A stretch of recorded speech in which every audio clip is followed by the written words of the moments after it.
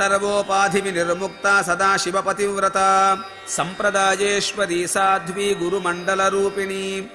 ఉపాధి వినిర్ముక్త, ఏ రకమైన శరీరము లేనిది. సర్వము అంటే మొత్తం, ఉపాధి అంటే పరిస్థితులు లేదా లక్షణాలు, మరియు వినిర్ముక్త అంటే స్వేచ్ఛ. ఈ నామం ఆమె ఈ ఉపాధులన్నింటికీ అతీతమైనది అని తెలియజేస్తుంది.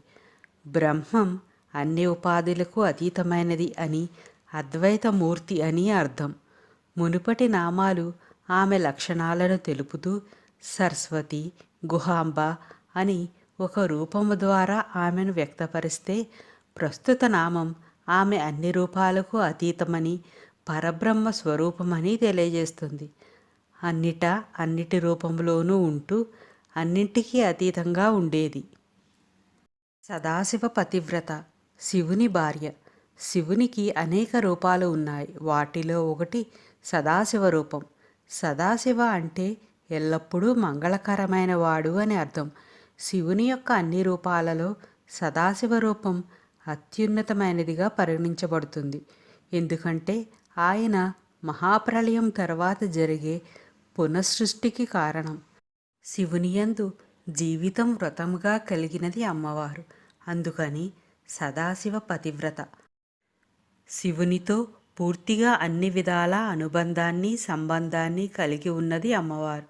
రూపములోను, నామములోను, పంచకృత్యాలలోనూ, ఇలా అన్నింటిలోనూ సామ్యం, సర్వసమానత్వం గలది అమ్మవారు. ఇలా రూపనామాలతో సహా తన జీవితాన్ని భర్తయందు వ్రతముగా కలిగినది కాబట్టి అమ్మవారు సదాశివ పతివ్రత.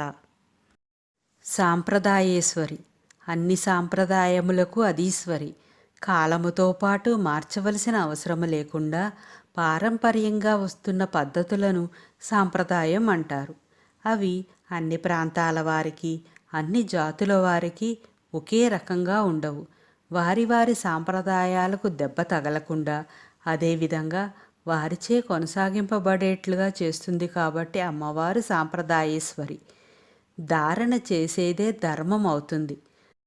ధర్మము ఆచరింపబడితే గుణం అవుతుంది. మన గుణములను సాంప్రదాయములుగా మలుచునది అమ్మవారు అని ఈ నామానికి అర్థం. సాధు, సాధు స్వభావం కలిగినది. ఆమె సాధనలకు మరియు అజ్ఞానాన్ని తొలగించడానికి కారణం. అందుకే ఆమెను సాధువు అని పిలుస్తారు.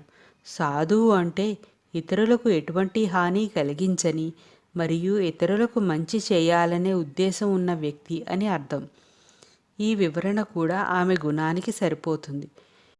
ఈ నామాన్ని సాధు అని కాకుండా సాధ్వి అని కొందరు పరిగణిస్తారు. కానీ ఈ సాధ్వి నామం ఇంతకు పూర్వమే 128వ నామముగా చెప్పబడింది. లలితా సహస్రనామం ప్రత్యేకమైనది, ఎందుకంటే ఏ నామము పునరావృత్తం కాదు. ఈ నామం పునరావృత్తం కాకుండా సాధు మరియు ఈ అని 2 నామాలుగా విడదీసి చెప్పడం సాంప్రదాయం. ఈ అనే అక్షరానికి అమ్మవారి పరంగా ఏదైనా అర్థం రావాలంటే ఈ అక్షరానికి బిందువుని చేర్చాలి. అప్పుడు ఈం అనే బీజాక్షరం వస్తుంది. దీన్నే అమ్మవారికి సంబంధించిన శక్తి బీజం అంటారు. కకార, లకారాలు ఈం శక్తి బీజంతో కలిసినప్పుడు కామకళా బీజమైన క్లీం ఏర్పడుతుంది. కామకళా బీజము గురించి మనము కామకళారూపిణి అనే 322వ నామంలో తెలుసుకున్నాం. కకార, రకారాలు ఈం శక్తి బీజంతో కలిసినప్పుడు ఆయుధాల్లో శూలాన్ని, గుణాలలో పరాక్రమాన్ని సూచించే అమ్మవారి క్రీం అనే కాళికా బీజం ఏర్పడుతుంది. అకారము ఈం శక్తి బీజాన్ని కూడినప్పుడే జ్ఞానశక్తికి సంబంధించిన సరస్వతీ బీజమైన ఐం ఏర్పడుతుంది. లక్ష్మీ బీజం కూడా దీనితోనే ఏర్పడుతుంది. అన్నింటికీ ఈం పరిపూర్ణ శక్తినిచ్చే బీజాక్షరం కాబట్టి దీనికి మాతృకావర్ణమైన ఈ అనే ఏకాక్షరాన్ని అమ్మవారి ఒక నామంగా స్తోత్రంలో చెప్పడం జరిగింది. శక్తి బీజ మాతృకావర్ణాన్ని లేదా శక్తి బీజ అక్షరాన్ని ఈ నామం సూచిస్తుంది. గురుమండల రూపిణి, గురు పరంపరా స్వరూపిణి. ఆది గురువు సదాశివుడు లేదా నారాయణి నుండి వ్యక్తిగత గురువు వరకు పనిచేసే గురు పరంపరను గురుమండలం అంటారు. అందుకే నారాయణ లేదా సదాశివ సమారంభాం, శంకరాచార్య మధ్యమాం, అస్మదాచార్య పర్యంతాం వందే గురు పరంపరాం అనే శ్లోకంలో గురు పరంపర ప్రసక్తి స్మరణ చేయబడింది. ఈ గురు పరంపరలో గురువులందరి రూపంలోనూ అమ్మవారే పనిచేస్తుంది. ప్రతి శ్రీ విద్యా విద్యార్థికి 3 వర్గాల గురువులు ఉంటారు. గురువు, పరమ గురువు అంటే గురువు యొక్క గురువు, మరియు పరమేష్టి గురువు అంటే పరమ గురువు యొక్క గురువు. నవావరణ పూజా సమయంలో ఈ గురువులందరినీ అనేక ఇతర గురువులతో పాటు పూజిస్తారు.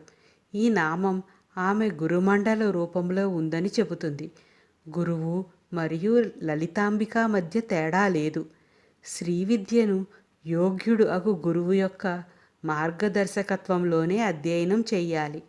యోగ్యుడు అయిన గురువు అమ్మవారి అనుగ్రహం ఉంటేనే లభిస్తారు. సర్వోపాధి వినిర్ముక్త సదాశివ పతివ్రత సంప్రదాయేశ్వరీ సాధ్వీ గురుమండల రూపిణి